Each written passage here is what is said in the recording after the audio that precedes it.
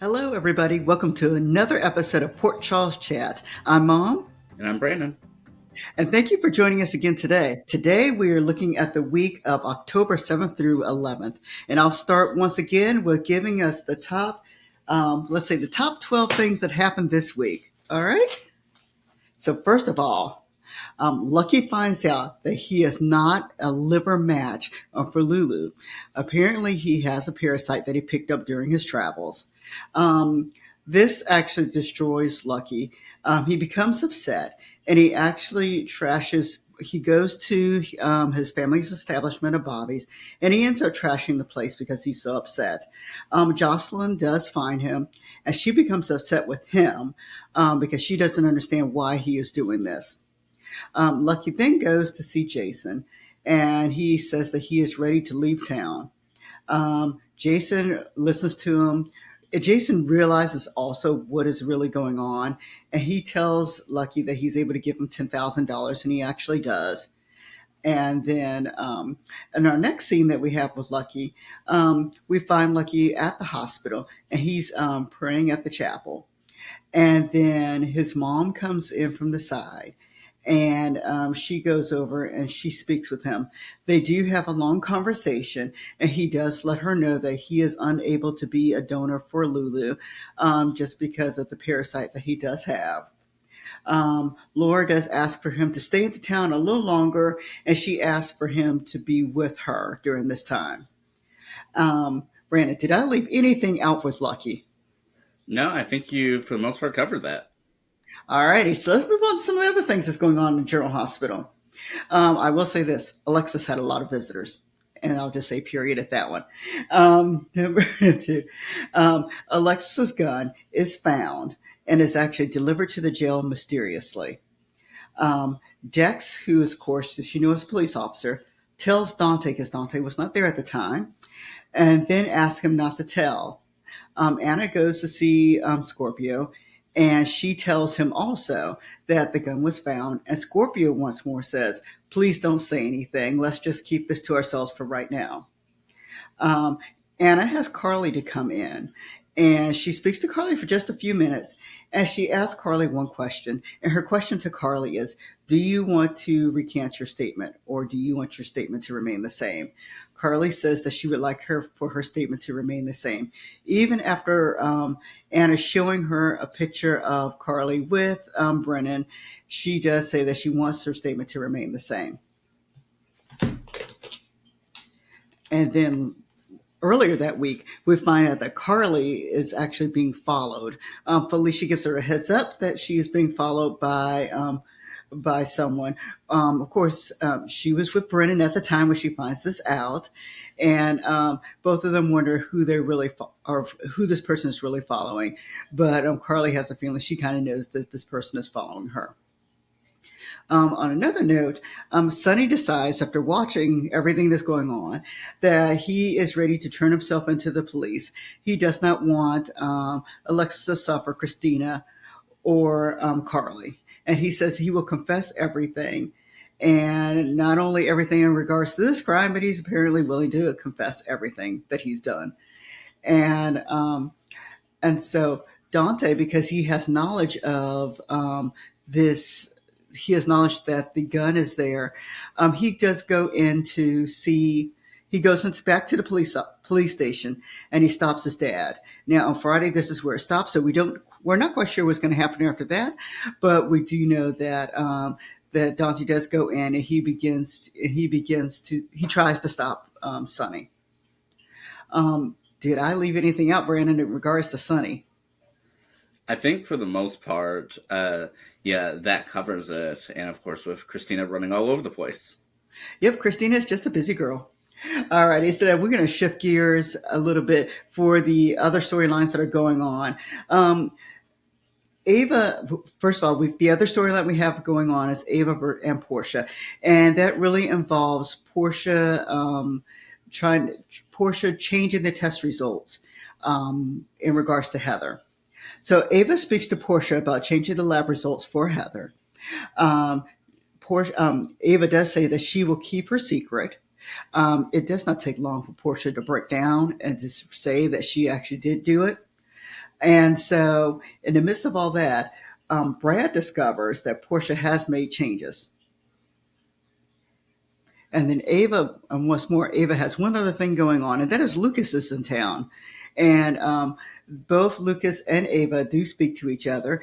Just for those people who are unaware, Lucas is actually a Jerome. His father is Julian Jerome, and we know that Ava is Julian's sister. And so, in essence, Lucas is Ava's nephew. And since they're family, um, Ava thinks it's really important that they speak because they are family in town. And they do have a conversation. And then it seems like they were kind of neutral toward the end. Not quite sure where this is going to lead to, but it seemed kind of neutral toward the end. And the last thing that we have that to me was important that happened this week was that Molly and Dex had another bonding moment. So don't know where that's leading, but they had another bonding moment at and Bobby's. What's interesting about that moment is that Jocelyn was there and saw the whole thing, but she doesn't have an idea that they're really bonding. And that is, to me, General Hospital in a nutshell this week. Brand, did I leave anything out? For the most part, that's the important things. Alrighty, so let's go down to the fun things. Let's talk about the storylines of the week. For me, the storylines of the week really had to do with Lucky and his reaction to not being a donor. That stood out for me the most. Then, of course, the other storyline involves Christina and the shooting of Jagger and Sonny realizing that he needs or wants to actually confess. Those are the two overarching storylines for me. Brandon, did you have any overarching storylines for you? I would do those, but I'm going to. But speaking to the one about Christina, I would say it's almost Christina and Alexis together in the sense that, like, we see a lot of Christina's side of it and we see a lot of Alexis's side of it. They're two sides of the same coin, so to speak, but it's like we see both of their sides separately throughout the week. Okay. All right. And as for performers of the week, um, even though she was only on one day, I'm going to give it to Laura because to me, I liked the conversation that she did have with Lucky. It was nice to see her back. And so I thought that she had a lot of emotion that occurred during that one conversation that she did have. Besides Laura, I will have to give it to Lucky because he had a lot of different types of scenes this week. And then Ava. I was amused by Ava. So those are the three who I think for me were performers of the week. Brandon, do you agree, disagree?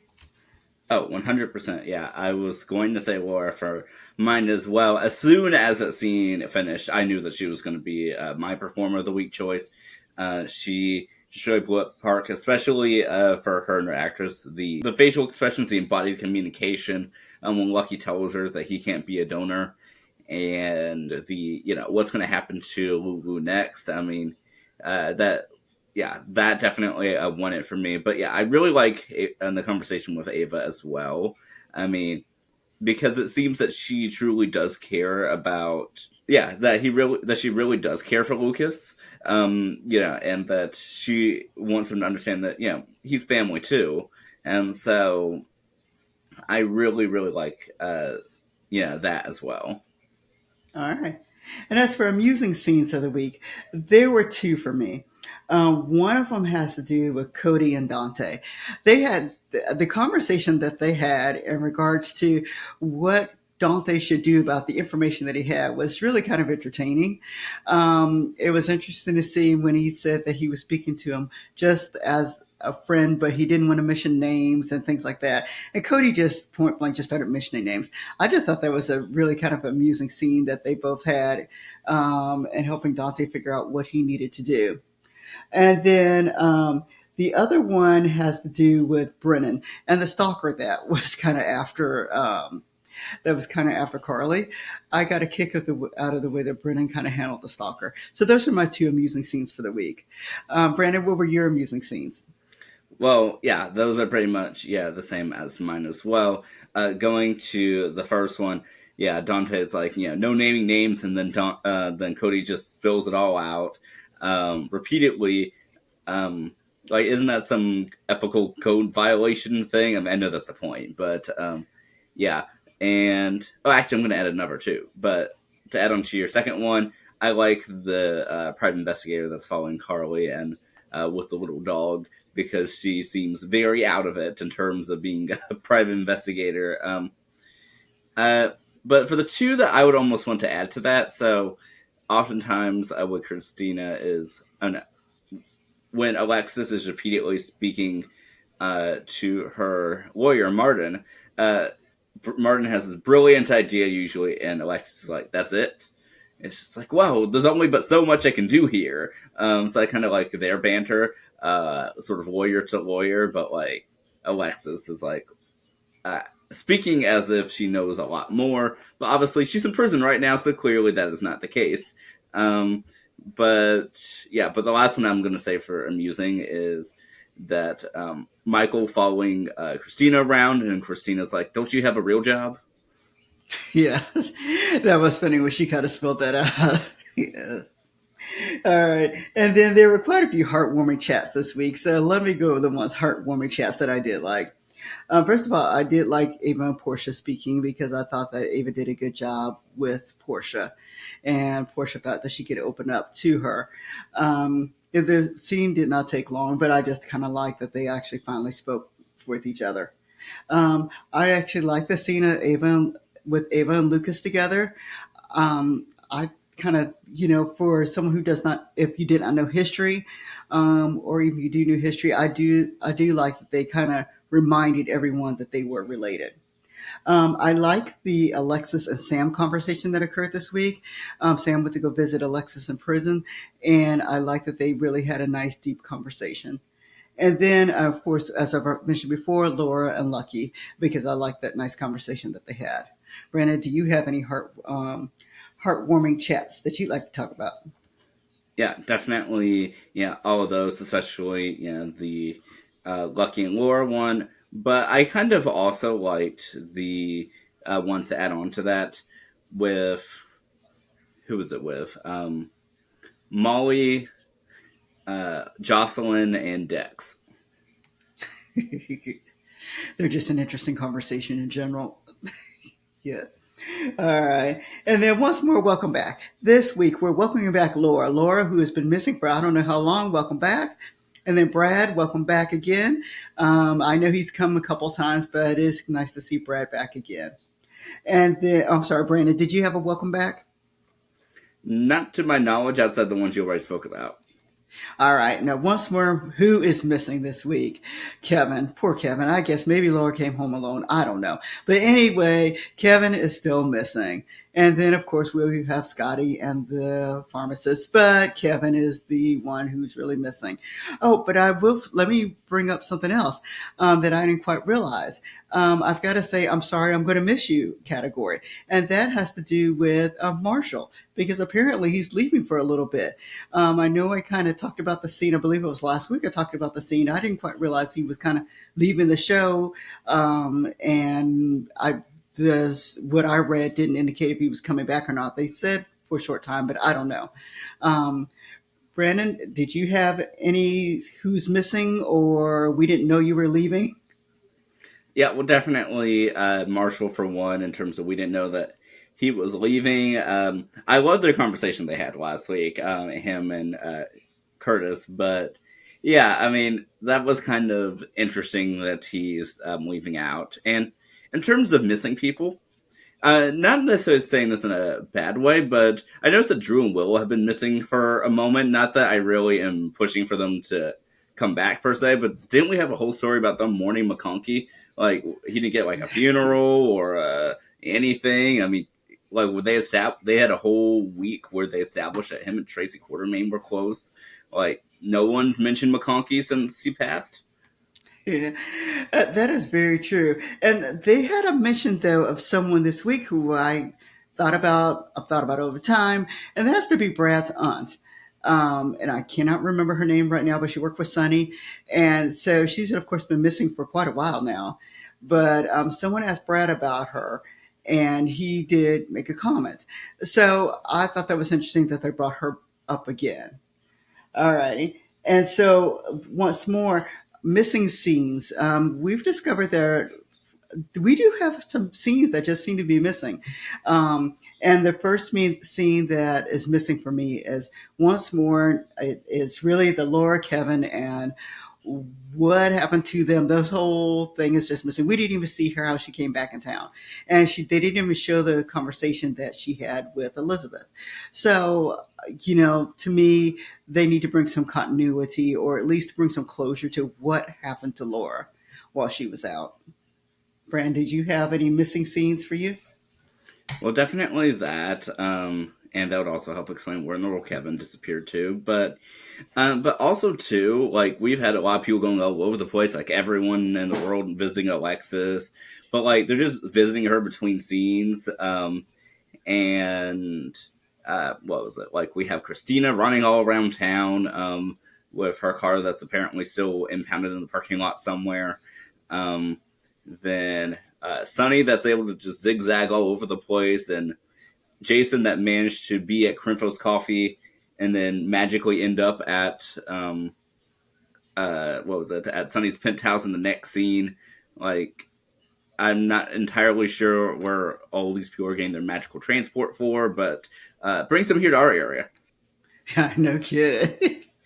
And then what am I looking forward to next week? For next week, really for me is really Sunny. I kind of like to see how they kind of finish this out, or what kind of spin they put on it, or whether or not he's stopped by Dante. So that's what I'd be interested in seeing. Brandon, what are you interested in seeing next week?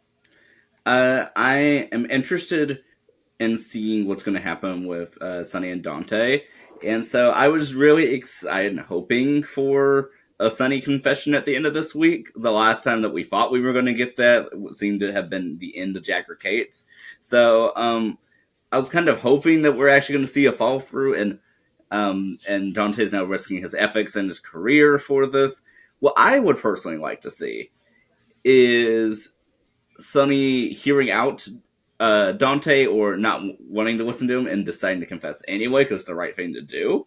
I don't think that's the way that's going to go. I think it's just going to have everyone jeopardize their career. And I find it intriguing that this sort of intertwines with Christina attempting to do the right thing, but managing to somehow screw everyone else over. Yeah, because Christina confessing actually makes it sound like she's the one who did it. So it'll be interesting to see how this kind of plays out next week in regards to Sonny, and will Dante really stop him? Yeah, and I did want to make a small note too in terms of Dante, and I'm curious to see what your thoughts are. Something that I think was a throwaway line at the beginning, although might come to play, is when Dante was leaving out when Dex told him the information. Dante said he's leaving out to start a leave of absence. So I'm curious as to if that's going to make any part of this, because theoretically he was not on duty when he got this information.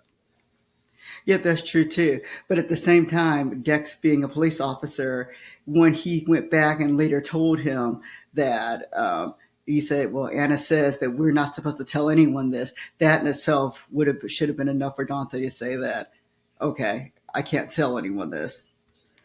But yeah, but Yeah. I'm curious as to now that even Cody knows, apparently, now all over the place, I'm wondering. I mean, I would have liked to actually see Cody be the one to tell. That would have been amusing. Oh, that really would have been amusing if Cody had just gone down to the police station, and just went to Sonny and said, "Look, don't tell them anyone anything." But we thank everyone for joining us today, and we look forward to speaking to everyone next week. And speaking to everyone next week in regards to Port Charles Chat. Enjoy your day, everybody. We'll see you next time. All right, bye bye.